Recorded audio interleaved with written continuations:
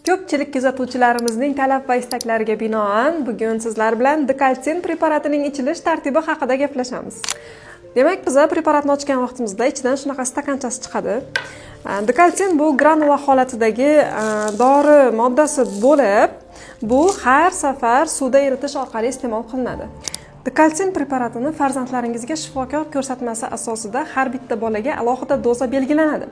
Agar sizga shifokor dozani belgilamagan holatlarda 400 xalqaro birlikda preparatni berish tavsiya qilinadi. Buning uchun biz granula holatdagi dekalsinni shu stakanchaga 400 xalqaro birlikgacha, ya'ni stakanda ko'rsatkichlar yozilgan 400, 1000, 2000 kabi 400 gacha demak granulani solamiz va ustidan qaynab sovigan xona haroratidagi suvni solib, demak preparatni eritamiz.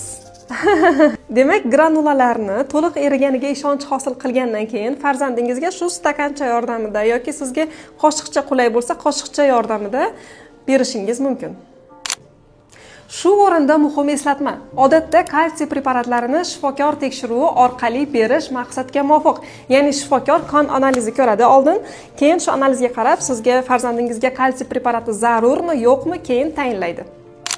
Demak, vitamin D3 ni biz farzandlarimizga profilaktik dozada shifokor tavsiyasisiz ham bersak bo'ladi, lekin kalsiy preparatlarini albatta shifokor tavsiyasi orqali farzandlarimizga berish maqsadga muvofiq. Shu o'rinda yana bir ma'lumot, vitamin D ni biz tug'ilgandan boshlab farzandlarimizga bersak, kalsiy preparatlarini iloji boricha 2 yoshdan keyin berishga harakat qilishimiz lozim. Bolajonlarimiz sog'lom bo'lsin, onajonlarimiz esa baxtiyor bo'lsin.